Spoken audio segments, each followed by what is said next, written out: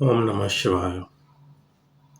मैं ज्योतिषाचार्य रुद्र प्रसन्न महापात्र भुवनेश्वर उड़ीसा से बोल रहा हूँ।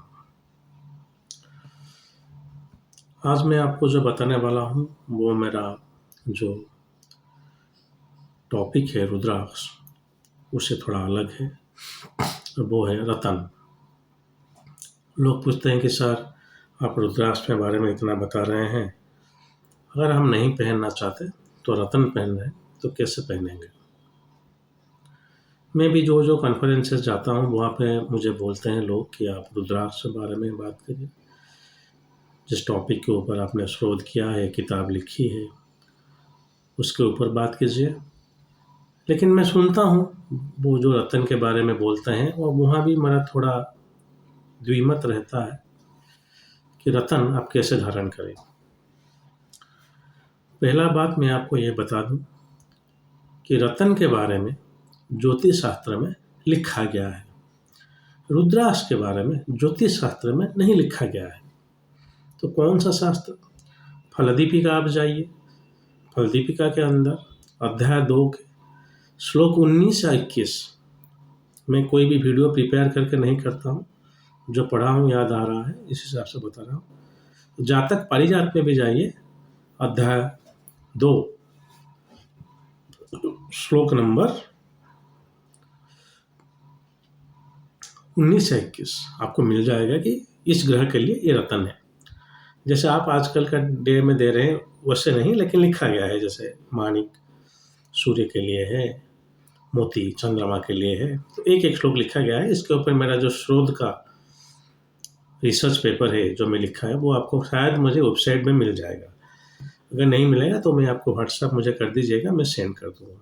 तो पहला बात ये होगी रतन के बारे में लिखा गया है। बरहा मीरा अपना जो किताब है बृहद संहिता, उसके अंदर चैप्टर 80, चैप्टर 81, चैप्टर 82, चैप्टर 83 के तहत माणिक, मोती, हीरा और पन्ना का वर्णन किया है।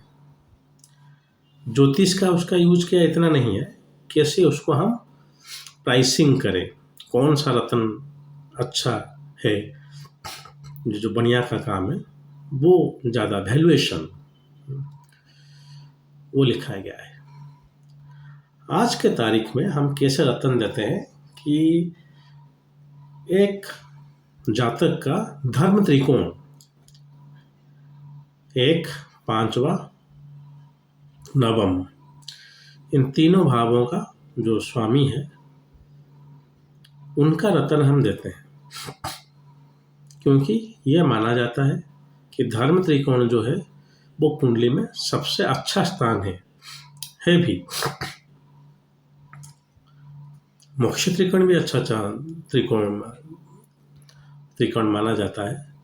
लेकिन क्या आप पाना क्या चाहता है? एक सांसारिक लोग के लिए धर्म त्रिकोण ज़्यादा मायने रखता है, एक सन्यासी के लिए मोक्ष त्रिकोण ज़्यादा मायने रखता है। ये एसोटेरिक एस्ट्रोलॉजी के अंदर आपको देखने को मिल जाएगा। सो कोई भी भाव अच्छा या बुरा नहीं है, ये मेरा जेन्युइन सजेशन है आप लोगों का। कोई भी भाव अच्छा या बुरा नहीं है, सब भावों का अच्छा गुण भी है।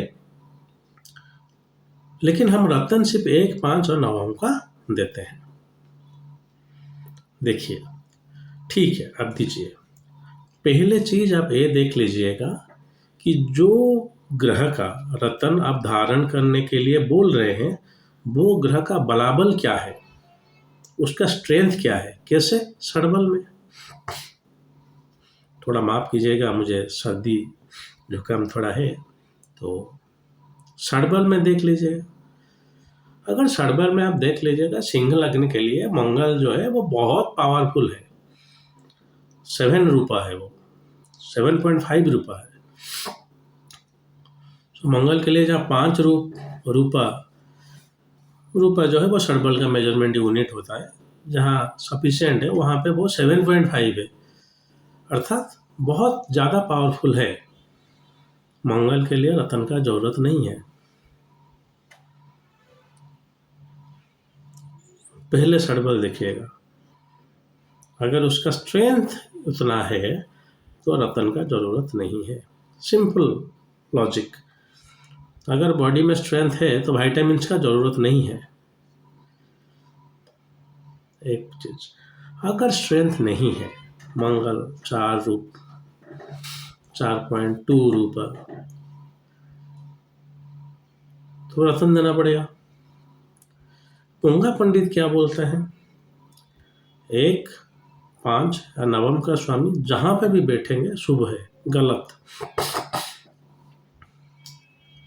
लगन का स्वामी, 5वां का स्वामी, नवम का स्वामी अगर 6वां, 8वां या 12वां में है तो फिर प्रॉब्लम है, उनका रतन आप नहीं दे सकते। रतन देंगे तो 10 के टाइम एक्टिवेट हो जाएगा वो घर, ज़्यादा प्रॉब्लम क्रिएट करेगा।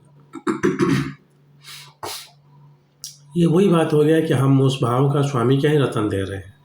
याद रखिए, जो भाव में जो ग्रह बैठता है उस भाव में उसका ज़्यादा इफेक्ट उसका होता है।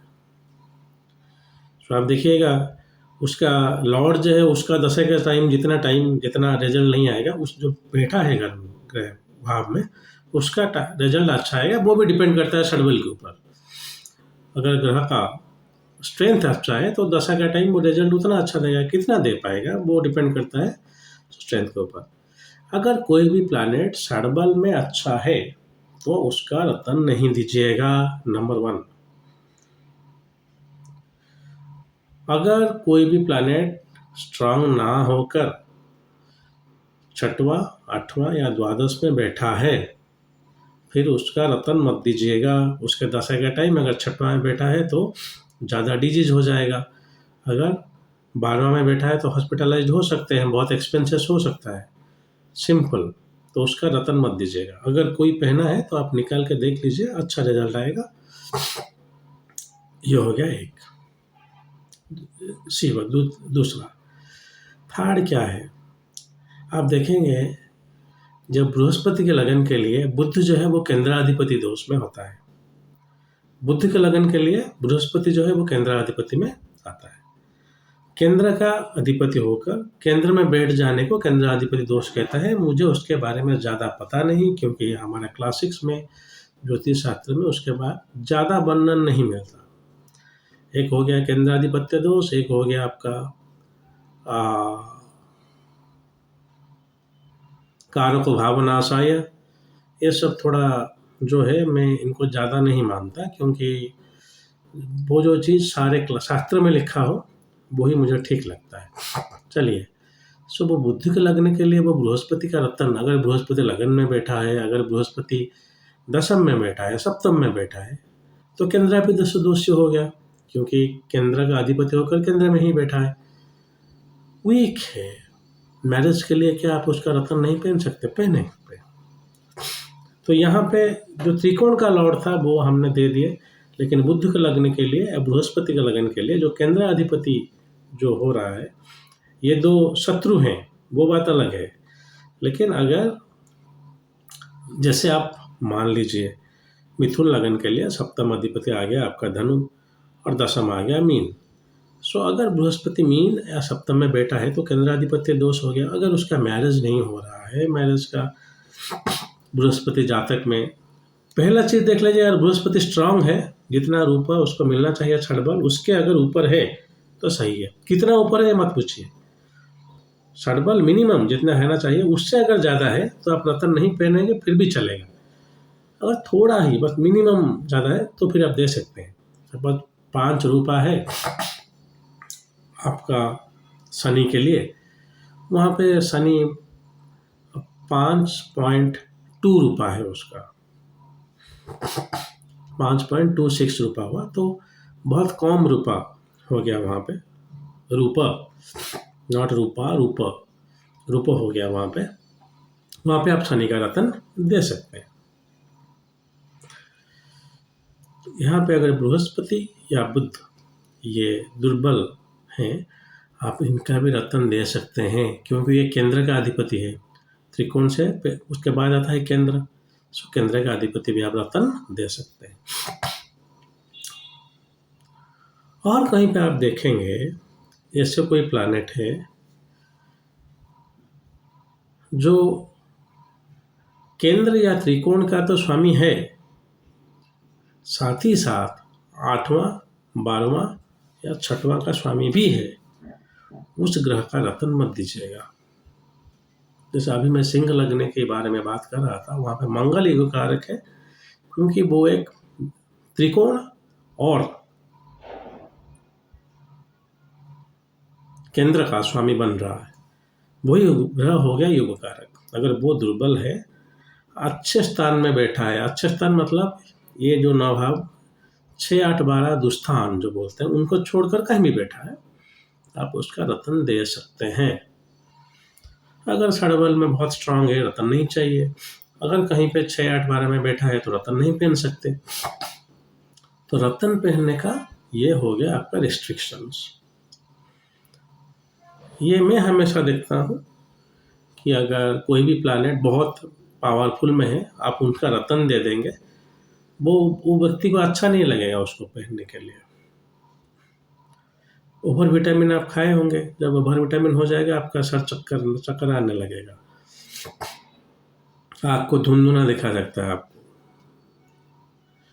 लेकिन अगर विटामिन नहीं है, आप विटामिन पिल खा रहे हैं, तो आपको अच्छा लगेगा। आप ये टेस्ट कर सकते हैं बाकायदा, मैं ज्योतिषाचार्यों को भी बोल रहा हूँ, आप इसे दे सकते हैं रतन।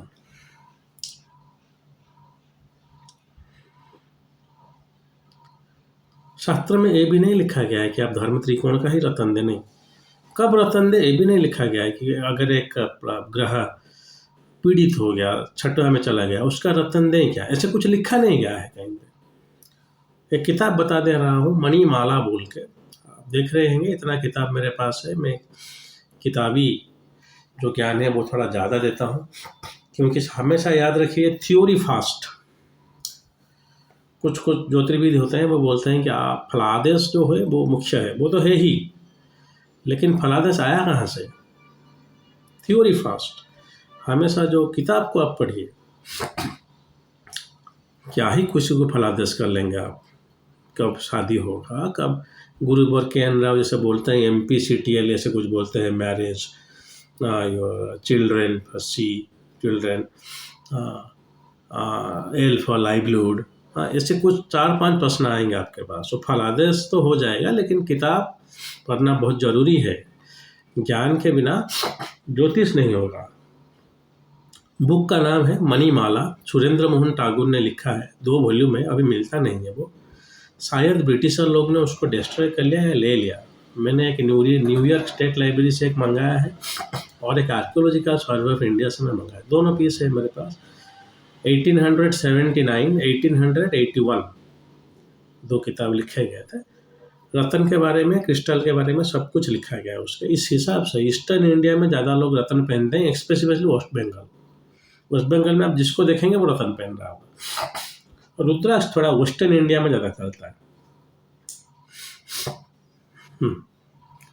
महाराष्ट्र, गुजरात, इस जगह में आप रुद्राक्ष देंगे थोड़ा ज़्यादा चलता है वहाँ पे। यहाँ पे शिव, यहाँ पे शक्ति, कामाख्या, यहाँ पे आपका भीमाशंकर, कृष्णेश्वर, त्र्यंबकेश्वर, जो भी बोल सकते हैं। सो रतन आपको शिव या धर्म त्रिकोण का दें, ऐसे नहीं है, केंद्र का भी दे सकते हैं। वही सिंह लगने की बात कर रहा हूँ, एक लग्न में अच्छी तरह से देख रहा था, इसलिए बोल दे रहा हूँ। बुध जो है वो 12 और 11 और 2 भाव का स्वामी है, धन का स्वामी हो गया, आप दे सकते हैं उसका रतन। अगर बुध दुर्बल है तो षडबल में दुर्बल, देखिएगा शत्रु के भाव में बैठ गया, वो स्थान बल हो गया। वो स्थान बल षडबल में जो ओनली 3% है, तो षडबल हमेशा देखिएगा, षडबल के अंदर कितना स्ट्रेंथ आता है, उस हिसाब से आप रतन दीजिएगा। तो ये हो गया कुछ रतन के बारे में। लेकिन मैं इसलिए बोल रहा हूँ कि शायद आप सोचेंगे कि शायद सिर्फ रुद्राक्ष के बारे में पता है, रतन नहीं, रतन देखिए, जिससे शोध मेरा ज़्यादा है इसका मतलब नहीं, और कुछ बात मुझे पता नहीं है। तो कुछ कमेंट आया था कि शायद रतन के बारे में भी कुछ बताइए, तो इसीलिए ये वीडियो मैंने किया है। और ज़्यादा जानकारी के लिए मेरा रिसर्च पेपर वो है जो रतन के ऊपर, मेरी वेबसाइट में शायद मिल जाएगा, शायद बोल रहा हूँ इसीलिए, मुझे पता नहीं अपलोड हुआ है कि नहीं है। आप उसे पढ़ सकते हैं। और आग्रह है कि हमेशा हिंदी और अंग्रेजी दोनों पढ़ना सीखिए। मैं नॉर्दर्न इंडिया जाता हूँ तो वहाँ पे हिंदी बोलते हैं, चलो ठीक है। मैं बोलता हूँ सर आप हिंदी बोलिए ना, हिंदी बोलिए ना। फिर साउदर्न इंडिया जाता हूँ, वहाँ पे हिंदी बोलता हूँ, वो बोलता अंग्रेजी बोलिए। So I am comfortable with both. तो मैं उसके बाद कुछ को ट्रेनिंग देके हिंदी या अंग्रेजी जो भी हो मुझे समझ में आता है। आप लोगों के भी आग्रह है, दोनों पढ़ना सीखिए, दोनों लिखना सीखिए, दोनों में बोलना सीखिए। तब जाके आप जो जितना किताब है ज्योतिष में, ज़्यादातर अंग्रेजी में ही आजकल आता है, उसे पढ़ सकते हैं। चलिए, आज के लिए इतना ही। फिर बोल रहा हूँ, मुझे सुनकर अपने आप ज्योतिष मत बन जाइएगा। मुझे कोई भी आपका जो विद्वान ज्योतिष होंगे उनको पूछिएगा कि क्या सही है क्या गलत, उसके बाद उनको सलाह के हिसाब से आप आगे बढ़िएगा। वीडियो अगर अच्छा लगा तो लाइक कीजिए, बुरा लगा तो बेझिझक आप उसको डिसलाइक कीजिए, लेकिन एक अनुरोध है आपसे, शेयर कर दीजिएगा, शायद किसी और का काम आ जाऊं मैं। आज के लिए इतना ही। अगर महादेव ने चाहा तो और एक वीडियो के साथ बहुत जल्द आपके सम्मुख उपस्थित होऊंगा। तब तक के लिए आज्ञा दीजिए। ओम नमः शिवाय।